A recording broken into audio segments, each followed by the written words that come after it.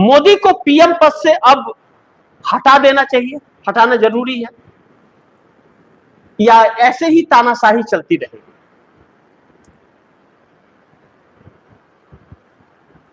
अब मोदी हटाए जाएंगे या नहीं जाएंगे, यह तो संभव अब नहीं लग रहा है।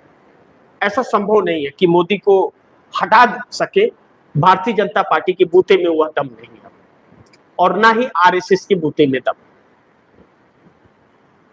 अब दो लोग इस काम को कर सकते हैं, या तो नीतीश नायडू हिम्मत दिखाए, या फिर जो राहुल गांधी कह रहे हैं कि अब देश की जनता ही फैसला करेगी कि मोदी को कुर्सी पर रहेंगे या नहीं रहेंगे। तो ऐसे में तस्वीर बहुत भयावह होती है, जो संवैधानिक तौर पर तो ठीक बिल्कुल भी नहीं है, इसे सही उचित नहीं कह सकते, क्योंकि हम लोगों ने बांग्लादेश देखा, श्रीलंका देखा, नेपाल देखा, वही चीज हमारे देश में हो तो अच्छा नहीं है। लेकिन अगर विकल्प न हो तो क्या करें? सरकार तो समझ नहीं रही, न्यायपालिका समझ नहीं रहा है, संवैधानिक संस्थाएं समझ नहीं रही है, और प्रशासन ब्यूरोक्रेसी जो है वह सुनने को तैयार नहीं है।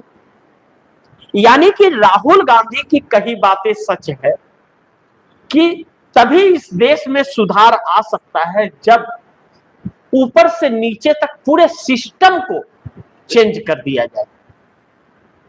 ऊपर से नीचे तक जब तक सिस्टम चेंज नहीं होगा, तब तक यह अत्याचार, यह दलाली, यह भ्रष्टाचार, यह चुनाव आयोग की डकैती, या न्यायपालिका जो पक्षपात कर रहा है, यह सब कुछ, यह कुछ भी नहीं रुक सकता।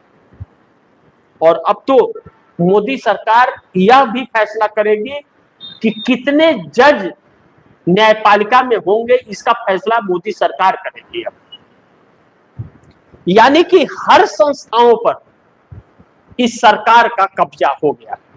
यानी कि आप 101% यह कह सकते हैं इस देश का लोकतंत्र खत्म हो गया है, और संविधान का कोई भी स्थान नहीं है इस देश में। अब आप नहीं कहिए कि यह लोकतांत्रिक देश है, और यह भी मत कीजिए, संविधान का बात भी मत कीजिए, क्योंकि संविधान से कुछ भी नहीं हो रहा है। यह सच्चाई है। बाकी मोदी के रवैये और मोदी के बातों पर भरोसा करके इस देश ने जो ताली थाली बजा करके और हर हर मोदी किया था, अब उन लोगों का नंबर है, अब उन अंधभक्तों का नंबर अब शुरू होने जा रहा है।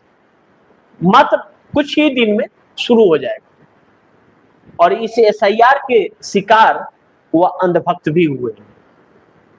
और अब आर्थिक तंगी पर और घर के किचन पर जब अब कुछ ही दिनों में जो मार पड़ने वाली है, तब उन्हें पता चलेगा कि हर हर मोदी का कीमत क्या है, और तब आपको पता चलेगा कि नरेंद्र मोदी डमरू क्यों बजाते थे और बड़ा बड़ा टीका क्यों लगा करके भगवान बनते थे।